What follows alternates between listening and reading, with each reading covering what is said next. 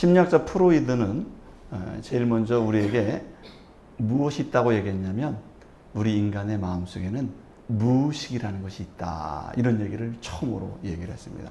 우리들은 마음만 있는 줄 알았더니 우리 내면 속에는 무의식이라는 것이 있다는 거예요. 이 무의식이라는 것을 배웠던 프로이드의 제자가 있었는데 그 사람이 바로 애들러라고 하는 사람이에요. 이 아들러는 선생님의 가르침을 받고 공부를 하면서 우리 인간의 마음속에는 무의식뿐만 아니라 또 한 가지가 있는데 그것이 열등감이다. 이렇게 얘기를 했습니다. 우리 인간의 마음속에는 누구나 열등감이 있다는 것입니다. 우리 행동의 기저, 여러분들이 행동하고 있는 그 밑바닥에는 무의식이 작동하기도 하고 열등감이 발동해서 그런 행동을 하게 된다는 것입니다.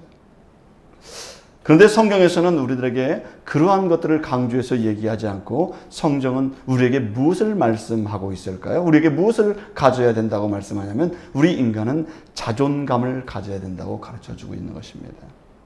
자존감이라고 하는 것은 자기 존중감인 것입니다. 하나님은 나를 존중해 주시고 하나님은 나를 귀하게 여겨주시고 하나님의 사랑을 입은 존재라는 사실을 성경은 66권 전체를 통틀어서 우리를 사랑하고 있다는 이야기를 성경에서 말씀하고 있는 줄로 믿습니다. 여러분, 그래서 우리는 열등감도 극복해야 되고 우리는 여러 가지 열악한 환경도 극복해야 되는 것입니다. 왜냐하면 하나님의 사랑을 입은 자들이기 때문인 줄로 믿습니다. 오늘 성경을 보면은 그런데 하나님을 떠나서 하나님 없이 살다가 보면 우리 마음속에 자리 잡는 생각들이 있어요. 그것이 무슨 생각이냐면 비교의식이라든지 열등감이 우리 마음을 지배하게 되는 것입니다. 오늘 성경에 보면 요셉의 형들은 열등감과 비교의식을 정말로 마음속에 많이 자기 삶의 모든 것을 다 뜯어보면 마치 열등감과 비교의식 속에서 살아가고 있는 모습을 우리가 발견할 수가 있어요. 요셉의 형들은 요셉이라고 하는 그 동생 때문에 열등감을 느끼고 있었어요. 나는 내 인생을 지금 살고는 있지만 내가 네 동생 11번째 동생 그 요셉 때문에 내가 피해를 보고 있다.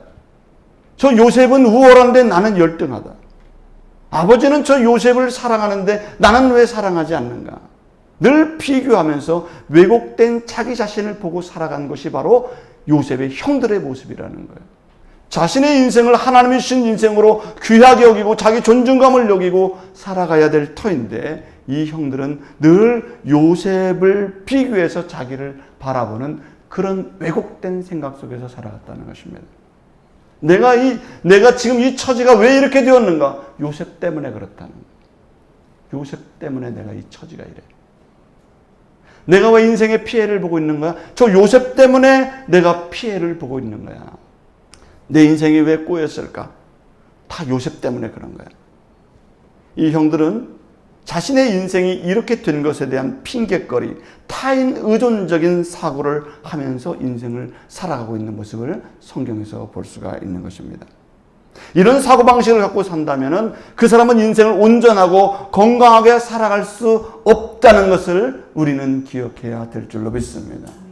이런 잘못된 의식과 잘못된 생각을 갖고 있는 한, 그 의식이 나를 자리 잡고 있는 한 그 의식의 늪에서 빠져나올 수가 없고 그 인생은 진취적으로 나갈 수가 없을 뿐만 아니라 긍정적으로 살아갈 수도 없고 행복감도 없고 많은 사람들과 함께 진정한 기쁨을 누릴 수도 없을 뿐만 아니라 신앙생활을 하더라도 신앙생활이 기쁘지가 않는 거예요. 왜? 늘 나는 피해자이기 때문에.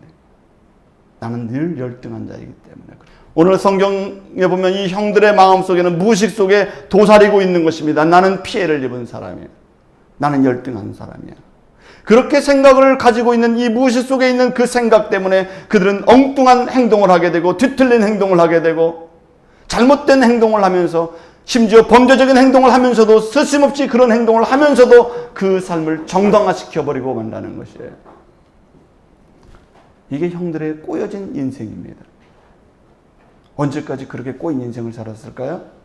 성경을 여러분 창세기 50장까지 다 읽어보면 요셉을 만나서 창세기를 읽는 그 끝까지 형들의 마음은 꼬여진 모습으로 그들의 인생이 종지부되고 있는 모습을 보게 돼요. 왜 그럴까요? 그 마음을 하나님 안에서 풀어내야 되고 하나님 안에서 다시 자신을 존중감을 갖게 되고 하나님 안에서 자기를 해석하는 재해석의 역사가 그들의 삶 가운데 있어줘야 될 줄로 믿습니다. 저는 우리 성도님들이 하나님이 보시는 더 귀한 마음을 가지고 자기를 존중하면서 하나님이 주신 그 귀한 인생을 더 아름답고 멋지게 살아가는 우리 성도님들이 되기를 주의 이름으로 축원합니다. 그런데 요셉의 인생을 보면 그의 인생에도 억압과 힘든 과정이 있었음을 성경은 우리에게 얘기해 주고 있어요. 요셉이 인생에서 첫 번째 겪었던 그 힘든 상황이 오늘 성경에 나와 있습니다. 요셉은 그동안 평탄하게만 지냈어요. 인생이 잘 술술 다 풀렸어요. 그런데 오늘 성경 37장부터 요셉의 인생은 진짜로 하나님께 인도함을 받게 되는데 인생이 너무 힘들기 시작해요. 어떻게 이 힘든 일이 하나님의 일하심의 시작일까? 어떻게 고난이 하나님의 일함의 시작일까? 우리는 의아해할 수 있지만 성경을 보면 그것이 하나님의 일의 시작이라는 거예요. 오늘 요셉의 행동을 보겠습니다. 첫 번째, 그는 순종에 순종을 더하는 모습을 볼 수 있습니다. 요셉은 아버지의 심부름을 받게 됩니다. 여러분, 우리가 살다 보면은 부모님들이 꼭 심부름을 시킬 때가 있죠. 심부름을 시키면 좋아요, 안 좋아요? 우리 애들 시켜보면은 셋이 있는데 심부름을 시키면 처음에 아무도 대답을 안 해. 야, 뭐 좀 가져와라 하면 아무도 대답을 안 해. 하기 싫은 거죠. 언니가 했으면 좋겠고 동생이 했으면 좋겠고 누구라도 빨리 했으면 좋겠어. 심부름 시키면 별로 안 좋아해요. 오늘 성경에 보면 아버지가 요셉에게 처음으로 심부름을 시킵니다. 그런데 쉬운 심부름이 아니에요.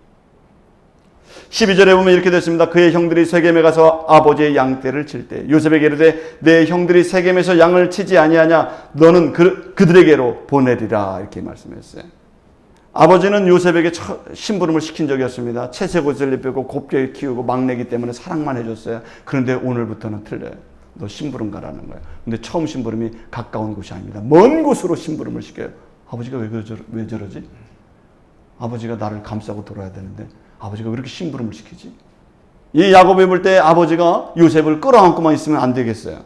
그 귀한 아들이지만 그때가 채색을 입고 정말 귀하게 사랑하지만 너는 이제 형들에게 저 가서 안부를 묻고 그리고 어떤지 양들이 잘 있는지 그 이야기를 나에게 해달라고 아버지가 요청을 하게 되었습니다. 사실 야곱은 마지막 아들이기 때문에 사실 아버지가 나이가 많고 그 아들은 11번째 아들이고 막내 아들이기 때문에 약하기 때문에 더 사랑할 수밖에 없는 거예요. 약하기 때문에 막내이기 때문에 더 관심을 가질 수밖에 없는 거예요. 나이가 먹어서 낳은 아들이기 때문에 아버지가 더 돌봐주었을 뿐인데 그 형제들은 아버지는 그 요셉만 사랑한다고 생각을 하는 거예요. 형들은 오해하고 있는 것입니다. 아버지는 편애를 하고 요셉만 더 좋아하고 요셉만 더 특별하게 대한다고 생각을 해요. 그러니까 마음속에 이 형들은 요셉에 대해서 앙심을 품고 있게 되는 것입니다. 여러분, 사람이 마음에 악한 마음을 품고 살아가면 언젠가 그 악한 마음이 현실로 나타나게 되는 것입니다. 여러분 마음속에 악한 마음, 분노의 마음, 불만의 마음을 갖고 살게 되면 언젠가 증오한 마음이 나타나게 되는 거예요. 폭탄처럼 터져버리게 되는 것입니다. 내가 상대방에서 골탕을 먹여야 되겠다라는 마음을 갖고 있다면 어느 순간 그런 행동이 나와버리게 된다는 것입니다. 좋은 생각도 30배, 60배, 100배의 결실을 얻을 수가 있지만 악한 생각도 30배, 60배, 100배의 결실을 얻게 되는 것입니다.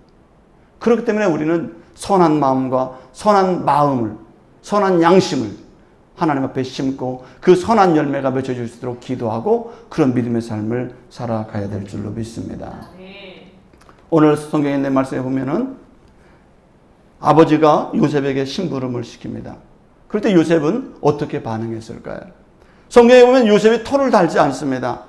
아버지, 나 가기 싫어요. 나는 집에 있을 거예요. 심부름은 형들이나 시키지 왜 나를 시키는 거예요? 나는 어리잖아요. 그렇게 얘기하지 않습니다. 핑계를 대지 않습니다. 가지 않겠다고 고집 피우지도 않습니다. 아버지, 나 오늘 컨디션이 별로 안 좋아요. 날씨가 너무 뜨겁잖아요. 그렇게 핑계대지 않습니다. 내가 왜 그렇게 먼 길을 형들에게까지 왜 가야 되느냐? 형들 알아서 올 건데. 형들 잘 있었어요. 옛날에도 잘 있었잖아요. 내가 왜 가야 됩니까? 그러면서 아버지에게 따지지 않았습니다. 성경에는 그 어느 것도 요셉이 거부하거나 불만을 갖거나 그리고 자기 생각을 아버지에 대항해서 한 모습이 나오지 않아요. 이게 바로 요셉의 성품인 거예요.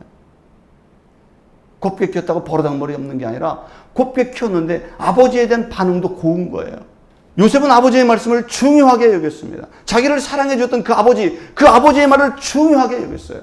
이게 요셉의 인격이에요. 요셉의 참 배울 점인 거예요. 그는 즉각적으로 순종하고 있다는 것입니다. 아버지 말씀이 떨어지기가 무섭게 요셉은 형들에게 갈 것을 준비해서 형들에게 가게 되었습니다. 저는 이 말씀을 보면서 생각해 봤어요. 요셉이라고 형들이 자기를 미워하고 있다는 것, 그 눈치를 몰랐겠습니까? 형들이 나를 별로 안 좋아한다는 거 몰랐겠어요? 여러분 그렇게 눈치가 없어요? 여러분들 오늘 저를 눈치 보는 것 같으네.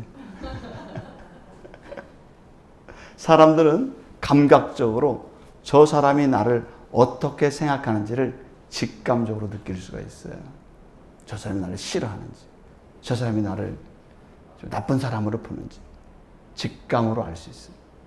그런데 그 직감이 다 맞지는 않아요. 오해하지 마시기 바랍니다. 직감을 다 믿을 필요는 없어요. 그러나 대충은 느낌으로 알 수가 있는데 요셉도 형들과 한 집에 살고 있었기 때문에 형들의 그동안의 눈빛과 형들이 자기에게 대하는 태도만 봐도 자기를 별로 안 좋아한다는 것을 알 수가 있는 거예요. 요셉은 자기 형들이 나를 싫어한다는 걸 너무 잘 알고 있는 거예요. 그렇지만 오늘 형들의 안부를 물으러 가는 거예요. 형들에게 필요한 물건을 살피고 양들의 그 치는 모습을 보고 아버지께 알려주기 위해서 가는 거예요. 먼 길을 떠나가게 됩니다. 요셉은 순종하는 아들이었어요. 순종하는 사람이었습니다. 성경은 순종이 제사보다 낫다고 말씀하고 있는 것입니다. 여러분들이 하나님을 아는 것보다 하나님 말씀에 순종하는 것이 더 중요한 줄로 믿습니다. 여러분들이 오늘 예배를 드리지만 예배에 플러스된 순종의 삶이 반드시 따라야 그 예배가 아름다운 예배, 성공한 예배가 될 줄로 믿습니다. 그래서 요셉이 아버지와 함께 사는 것도 중요하지만 아버지 말씀에 순종하고 있다는 거예요. 그것이 더 중요한 부분인 것입니다. 오늘 우리들도 신앙생활 하다 보면 핑계거리가 참 많이 있습니다. 변명할 거리들이 참 많이 있습니다. 예배에 오지 못할 변명거리가 있고 우리가 신앙생활을 올바르게 하지 못하는 여러 가지 수많은 사건과 일들과 많은 이야기거리들이 변명거리들이 많이 있습니다. 그럼에도 불구하고 하나님 말씀에 순종할 수 있는 믿음을 소유할 수 있기를 주님의 이름으로 축원합니다. 예수님의 제자들을 보십시오. 마태복음 4장 19절에서 이렇게 말씀했어요. 말씀하시되 나를 따라오너라 내가 너희로 사람을 낚는 어부가 되게 하리라 이렇게 말씀하셨어요. 예수님의 제자들을 부를 때 제자들이 예수님 내가 좀 오늘 볼 일이 많이 있습니다. 이번 한 달간 너무 힘든 일이 많아요. 나중에 한 달 후에 따라갈게요. 이렇게 한 제자들이 단 한 명도 없어요. 주님의 제자가 된 사람들은 즉각적으로 주님의 말씀에 순종했다는 사실을 성경에서 직시하고 있는 줄로 믿습니다. 배와 그물을 버려두고 주님을 쫓았다 이렇게 말씀하고 있어요. 곧 배와 그물을 버려두고 곧이라는 단어를 썼어요. 바로 순종했다는 거예요. 우리가 하나님 말씀에 들려올 때 그거를 마음속에 새기고 그 말씀 속에서 내가 이제 주의 말씀에 순종하고 따르는 사람이 되기로 결심하고 여러분의 삶의 행동과 모습이 변화될 수 있기를 주님의 이름으로 축원합니다. 이 순종의 삶, 이게 바로 요셉의 첫 번째 모습이에요. 그런데 순종을 하긴 하는데 왜 순종에 순종을 더했다고 이야기를 하느냐. 오늘 아버지는 어디까지 가라 그러냐면 요셉아, 네 형들이 세겜에 가서 양을 치고 있을 거야. 거기가 풀이 많거든. 그러니까 우리는 그동안 세겜에 많이 가서 양을 쳤었어, 너네 형들이. 그러니까 그 세겜까지 가서 형들의 안부를 보고 나한테 알려달라. 이렇게 얘기했습니다. 그 길이 먼 길이지만 요셉은 순종했어요.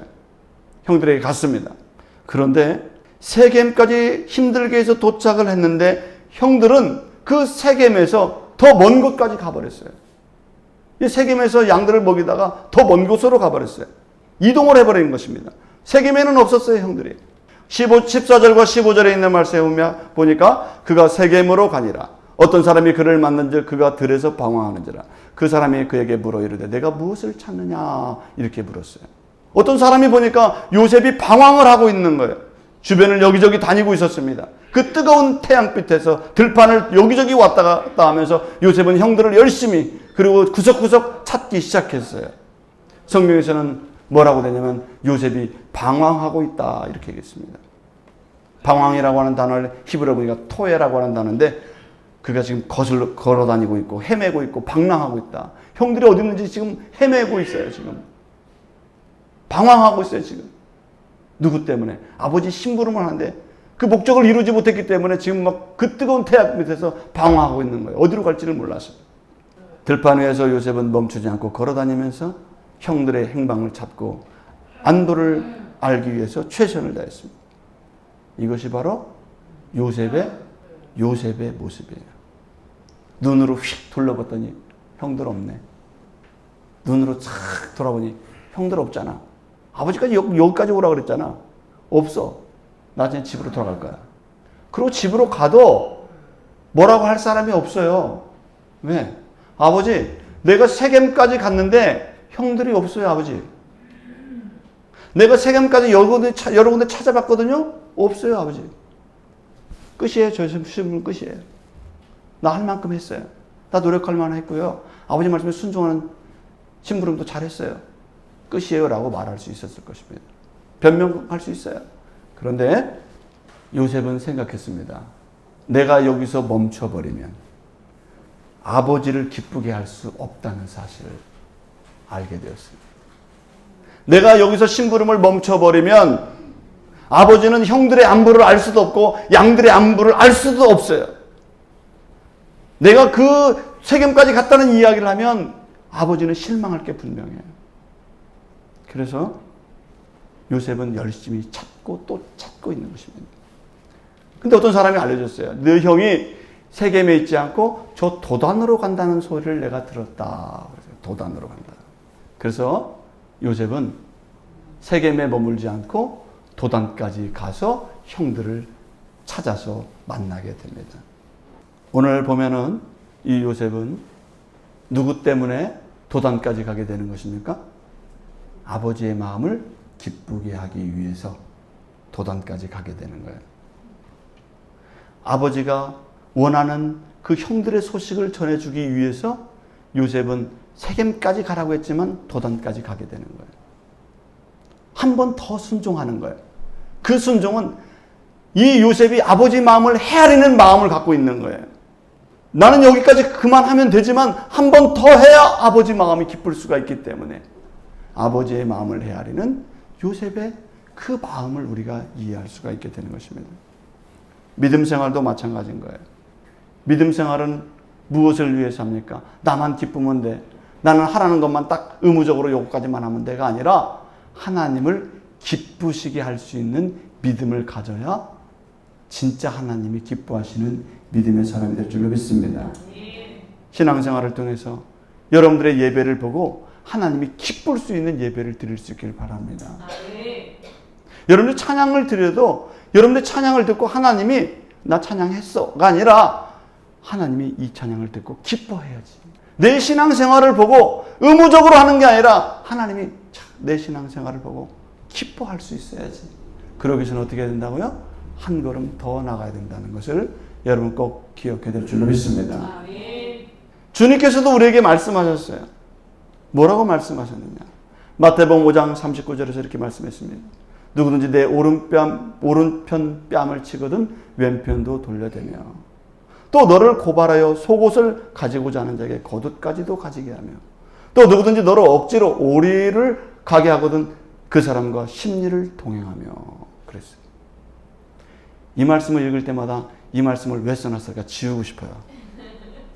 아, 예수님이 이런 말씀을 하셔가지고 힘들게 해 사람. 그렇죠. 오른뺨을 때렸으면 나는 저 사람을 두 대를 때려줘야 되잖아. 그런데 주님이 왼뺨을 돌려대래. 아니 오리까지 동행해 줬으면 많이 동행해 준 거지 내가. 너 힘들어서 내가 오리까지 동행해 주면 많이 동행해 줬는데 주님은 그 사람과 더불어 심리를 동행해줘라. 그렇게 말씀하셨어요. 그 사람이 원하는 것에 더 플러스를 해줘라는 거죠. 마음을 더 써라는 거예요. 한 번 더 생각하라는 거예요. 오늘 요셉을 보세요. 아버지가 세겜까지 가라 그랬어요. 그럼 그것만 하면 되잖아요. 그죠? 오리까지 가라 그랬어요. 오리까지 가면 되는 거예요. 근데 요셉은 어디까지 가는 거예요? 도단까지 심리를 가는 거예요. 그러니까 아버지가 기쁜 거예요. 왜 하나님을 요셉을 크게 사용하십니까? 성경에서 요셉을 그렇게 위대하게 하나님이 사용하십니까? 요셉은 한 걸음 더 생각할 줄 아는 사람이라는 거예요. 한 번 더 사람의 마음을 헤아릴 줄 아는 사람이라는 거예요. 하나님은 그런 사람을 위대하고 크게 사용하신다는 사실을 여러분 꼭 기억하기를 주 이름으로 축원합니다. 이게 바로 덤으로 사는 방식이라고 할 수 있습니다. 덤으로 사는 방식. 무엇인가 우리에게 덤으로 줄 때 기분이 좋아요, 안 좋아요? 별로 안 좋아하시는 것 같아요. 저도 요즘 편의점에 가면 흔히 이렇게 물건들이 막 진열되어 있는데 거기에 꼭 제 눈에 들어오는 상품들이 있어요. 그 상품이 뭐냐면 1+1 이렇게 써 있는 거는 자꾸 눈이 가요. 내가 분명히 살 물건이 아닌데 거기에다가 뭐라고 써놨어요? 1+1이래요. 그 1+1 때문에 자꾸 안 사는데도 자꾸 눈이 가는 거예요. 음료수가 여러 개가 있는데 내가 살 음료수가 딱 있는데 저게 1+1이래. 자꾸 눈은 다른 데 가 있는 거예요. 손은 내가 살 것 같은데 다른 데 가 있는 거지. 왜 그래?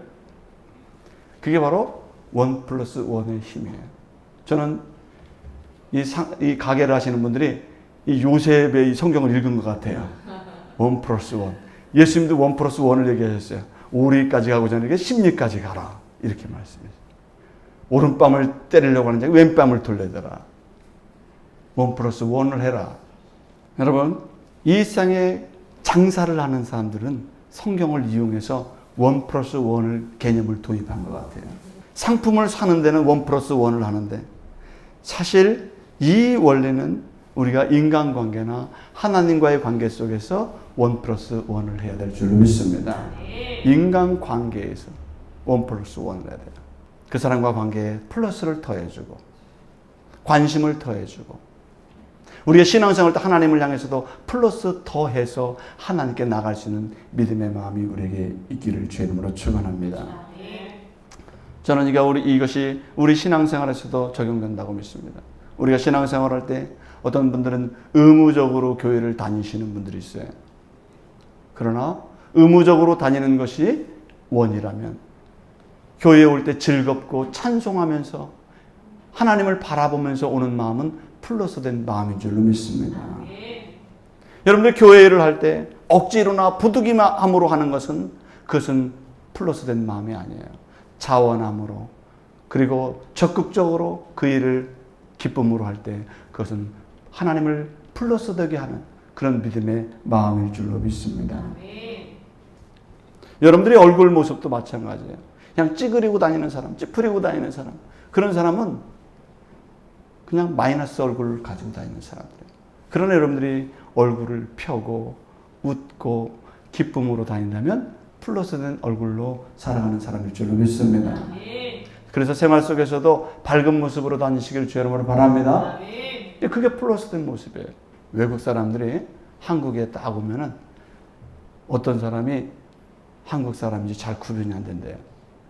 중국 사람인지 일본 사람인지 한국 사람인지 여러분들도 구별 잘 하겠어요? 대답도 없어 그냥. 중국 사람인지 한국 사람인지 일본 사람인지 구별이 안 된대요. 그런데 외국 사람들은 구별하는 방법을 금방 알 수 있대요. 어떻게 알 수 있냐면 휴지를 한 장 달라고 해보면 금방 안 돼요. 자, 휴지 한 장 주세요 하면 중국 사람은 한 장 준대. 일본 사람은 휴지 한 장 준대. 한국 사람은 휴지를 몇 장 줘요? 2장, 3장씩 빼주는. 왜? 한 장 갖고는 부족할 거라고 생각하기 때문에 한국 사람은 덤으로 막 빼줘요. 왜요? 덤으로 주는 사람이야. 상대방의 입장을 생각해 더 필요하겠구나. 식당에서 더 빼주는 거예요. 덤으로 주는 사람들이에요. 한국 사람들은 덤으로 잘 줘요. 성경적인 사람들이에요. 여러분, 저는 오늘 성경에 있는 말씀을 보면서 요셉이 형들을 찾으러 아버지의 말씀에 순종해서 갑니다. 세겜까지 갔더니 형들이 없습니다. 사실은 자기가 할 일은 다 한 거예요. 그런데 그는 못마땅해서 도단까지 간 것이 아니라 자원함으로, 기쁨으로 아버지의 기쁨이 되기 위해서 도단까지 가서 아버지의 심부름을 완수하는 모습을 볼 수가 있는 것입니다. 사랑하는 성도 여러분, 요셉은 억지로 한 게 아니에요. 자원함으로 그 일을 했어요. 한 걸음 더 나가서 순종하고 선한 열정을 가지고 순종했고 누가 시키지 않았는데도 그 일을 열심히 하고 있는 요셉의 모습을 볼 수가 있어요. 그것이 바로 믿음에 믿음을 더하는 모습이고 순종에 순종을 더하는 모습이고 아버지에게 기쁨에 기쁨을 더해주는 모습이라는 사실을 우리가 기억해야 될 줄로 믿습니다. 사랑하는 성도 여러분, 우리가 신앙생활하거나 일상생활에서도 주님의 마음을 헤아릴 줄 알고 또 교회의 필요를 헤아릴 줄 알고 이웃의 마음을 헤아릴 줄 알고 그리고 헤아릴 줄 아는 그런 플러스된 마음을 갖고 살아가는 저와 여러분이 되기를 주의 이름으로 축원합니다. 그런데 이렇게 아버지의 심부름에 성실했고 그리고 순종에 순종을 더해서 플러스해서 아버지 말씀에 순종했던 이 요셉에게 어떤 결과가 일어났을까요? 자, 믿음의 결과 어떻게 됐을까요? 형들이 요셉이 오는 모습을 보았습니다. 그런데 20절에 있는 말씀에 보니까 이렇게 됐어요. 자, 그를 죽여 한 구덩이에 던지고 우리가 말하기를 악한 짐승이 그를 잡아먹었다 하자. 그의 꿈이 어떻게 드는지를 우리가 볼 것이니라 하는지라. 24절에서 있는 말씀에 보니까 그를 잡아 구덩이에 던지니 그 구덩이는 빈 것이라 그 속에 물이 없었더라. 많은 사람들이 예수님을 믿습니다. 예수님을 믿고도 실망하는 이유가 있어요. 그 이유는 뭔가 이득이 돼야 되는데 이득이 되지 않았다는 거예요. 이득을 얻기 위해서 신앙생활을 했는데 이득이 나에게 오지 않았어. 이 원리는 사실 자본주의 원리거든요. 나에게 이득이 있어야 머릿속에 항상 이득이라는 것이 돌아가고 있어요. 나에게 이익이 됐나? 이것이 돌아가는 거예요. 우리가 살고 있는 세상이 그런 세상이기 때문에 우리가 믿음 생활을 하면서도 우리는 이게 이득이 되느냐 손해가 되느냐를 계속 따지게 되는 거예요. 그런데 요셉의 행동을 보십시오. 요셉은 분명히 아버지 말씀에 순종했어요. 심부름에 순종했고 그 형들을 찾아가는 그런 열심을 가지고 믿음으로 하나님 말씀에 순종하며 갔어요. 그런데 그에게 닥쳐진 것은 무엇이었습니까? 형들이 구덩이에다가 요셉을 빠뜨려서 요셉을 못 나오게 하는 거예요. 얼마나 난감한 상황입니까? 요셉은 생각했을 거예요. 내가 아버지 말씀에도 순종했고 믿음 생활도 잘했고 이렇게 순종까지 했는데 내가 도단까지 와서 형들의 형편을 알기 위해서 이렇게 착한 모습으로 살아왔는데 왜 내가 이런 곳에 던져져야 되는가? 내가 왜 구덩이에 빠져야 되는가? 내가 얼마나 하나님을 신뢰하고 하나님 말씀에 순종했는데 왜 나를 구덩이에 넣는가?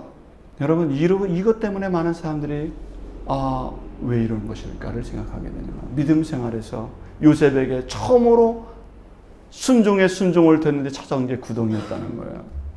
사람들은 오늘 현실에 놓여진 구덩이에 대해서 원망을 합니다. 왜 하나님이 나를 이 구덩이에 넣으셨어요? 왜 하나님이 나를 이 구덩이에 빠뜨렸어요? 왜 내가 하나님 뜻대로 살아왔는데 내 인생이 막다트린 게 구덩이입니까? 이렇게 이야기할 수 있어요. 그런데 성경을 읽어보세요. 이 구덩이, 요셉에게 있어 이 구덩이는 잠시 머무는 상황이라는 거예요. 성경에서는 요셉의 전체 인생이 구덩이에 빠졌다고 말하고 있지 않습니다. 하나님의 말씀에 순종하고 아버지 말씀에 순종했더니 이제 구덩이에 빠지게 되고 보디발의 종에 팔리게 되고 옥에 갇히게 되고 수많은 난관이 요셉에게 놓여지게 되었어요. 그런데 요셉의 전체 인생을 보면 이 구덩이에 던져지면서부터 요셉의 인생은 더 위대한 인생으로 만들어지게 된다는 거예요. 그 구덩이가 무엇을 만듭니까? 구덩이에 빠지면서 요셉은 깨닫게 되는 거예요. 내가 더 이상 아버지의 품 안에서만, 아버지의 그 막내 아들로서만, 아버지의 사랑받는 그 집안에서만의 아들이 아니라 내가 구덩이에 빠져보니까 우리 아버지가 나를 도와줄 수가 있는 게 아니구나. 나에게 10명의 형이 있지만 10명의 형이 나를 도와주는 것이 아니구나. 구덩이에 빠지면서부터 요셉의 믿음은 진짜 시작되게 되는 줄로 믿습니다. 구덩이에 빠지면서 하나님을 절절하게 붙잡게 되는 거예요. 구덩이에 빠지면서부터 하나님과 동행하는 삶이 무엇인가, 믿음의 삶이 무엇인가를 깨닫게 되는 거예요. 철저하게 하나님을 의지하는 삶이 언제부터 시작되느냐? 요셉이 구덩이에 빠지면서부터 시작된다는 것입니다. 구덩이에 빠졌어요. 요셉은 내가 독립적인 인간이구나 깨닫게 돼요. 내가 구덩이에 빠지니까 아버지도 못 도와주는구나. 그동안 나와 한 가족이라던 형들이 나를 이렇게 내몰 수도 있는 거구나 깨닫게 되는 거예요. 구덩이에 빠지면서부터 진실한 신앙의 삶이 요셉에게 시작되는 줄로 믿습니다. 요셉의 행동을 보십시오. 구덩이에 빠졌는데 요셉은 아무도 원망하지 않습니다. 심부름을 시켰던 아버지 때문에 내가 구덩이에 빠졌잖아. 아버지가 심부름만 안 시켰어도, 내가 아버지 심부름을 안 들었으면 내가 구덩이에 안 빠졌을 것인데 그렇게 원망하지 않았어요. 왜 형들은 나를 구덩이에 빠뜨리는 거야? 형들을 원망하지도 않았어요. 아버지들을 원망하지 않고 형들을 원망하지 않았어요. 내 인생이 운이 없어서 이렇게 됐구나. 자기 자신을 원망하지도 않았어요. 요셉에게는 원망이라는 단어가 없어요. 누구를 원망하고 누구를 탓하고 누구 때문에 피해를 입었고 그런 개념이 없어요. 요셉은 하나님이 지금 이 상황을 만든 것은 다 하나님의 계획 속에서 어떤 위대한 일을 만들기 위한 하나님의 과정이라고 여기는 것이 바로 요셉의 생각이고 요셉의 믿음인 줄로 믿습니다. 하나님께서 이 구덩이를 통해서도 일을 하실 거라는 믿음을 요셉은 가지고 있었던 거예요. 원망하지 않습니다. 아버지를 원망하지도 않고 형들을 원망하지 않고 자기를 탓하지도 않아요. 그 구덩이에서부터 그는 믿음 생활을 하기 시작하고 하나님을 찾기 시작하는 것입니다. 하나님과 동행하는 삶이 구덩이에서부터 시작된다는 것을 성경은 알려주고 있는 줄 믿습니다. 여러분, 우리 인생에는 가끔씩 구덩이를 만나게 돼요. 그 구덩이는 여러분을 죽이는 구덩이가 아니에요. 하나님을 찾아야 되는 구덩이고 하나님께서 그곳에서부터 위대한 여러분을 만드신다는 사실을 여러분 꼭 기억하기를 주님으로 축원합니다. 두 번째, 요셉은 아버지도 형들도 미워하지 않고 그들이 나를 지켜주지 않는다는 것을 알게 됐어요. 그 사람 막내 아들이기 때문에 아버지가 얼마나 사랑해 줬는지 몰라요. 옷도 좋은 것만 입혔어요. 일도 안 시켰어요. 얼마나 좋아요. 그 형들이 일 다 해줘요. 요셉의 일을. 그래 얼마나 좋아요. 그런데 자기가 구덩이에 빠지고 보니까 아무것도 해줄 수 있는 게 아니구나. 이 세상에서 하나님 앞에 나는 단독자구나라는 것을 깨닫게 되는 거예요. 구덩이에서 깨닫게 되는 거예요. 나는 단독자구나. 여러분, 그래서 여러분들 가족들과 함께 생활하지만 진짜 여러분의 마음속의 개념은 하나님 앞에서 나는 혼자 된 사람이다. 이렇게 그런 개념을 갖고 사셔야 될 줄로 믿습니다. 그래 독립적으로 열심히 살아갈 수가 있는 거예요. 나는 우리 집 가면 우리 아버지가 다 해줘. 나는 우리 집 가면 우리 형들이 다 해줘. 우리 식구들이 다 해줘. 이런 사람은 훌륭한 사람이 절대 될 수가 없어요. 나는 독립적으로 열심히 살아야 되겠다. 나 자신을 만들어 가야 되겠다. 믿음 생활도 진짜로 내가 하나님과의 관계 속에서 해야 되겠다라고 하는 믿음을 가져야 될 줄로 믿습니다. 요셉의 믿음은 거기서부터 시작되는 거예요. 요셉이 애굽의 총리가 돼요. 경제 문제를 다 해결해요. 어떤 어려움 속에서도 다 일어나요. 왜 그런지 아십니까? 그가 구덩이에 빠지지 않았다면 절대 그런 생각을 할 수가 없었던 거예요. 그 구덩이에서부터 요셉의 인생은 새롭게 태어나게 되는 줄로 믿습니다. 사랑하는 성도 여러분, 이렇게 요셉은 아버지의 말씀에 순종하고 심부름 가다가 난데없이 구덩이에 빠지게 되고 그리고 팔리게 되고 그런 인생이 살게 되지만 성경을 보면은 요셉은 그때부터 믿음이 시작되게 되는 것이고 그때부터 위대한 사람으로 하나님으로부터 훈련받게 된다는 사실을 여러분 기억해야 될 줄로 믿습니다. 여러분의 삶 속에서도 때로 어려운 일이 있다 할지라도 그 길이 하나님 앞에 새롭게 될 수 있는 시간이라는 사실을 기억하면서 믿음으로 일어서기를 주의 이름으로 축원합니다. 하나님을 절대적으로 바라보시기를 주의 이름으로 축원합니다. 하나님이 여러분들의 인생을 만들어 가실 줄로 믿습니다. 기도하겠습니다.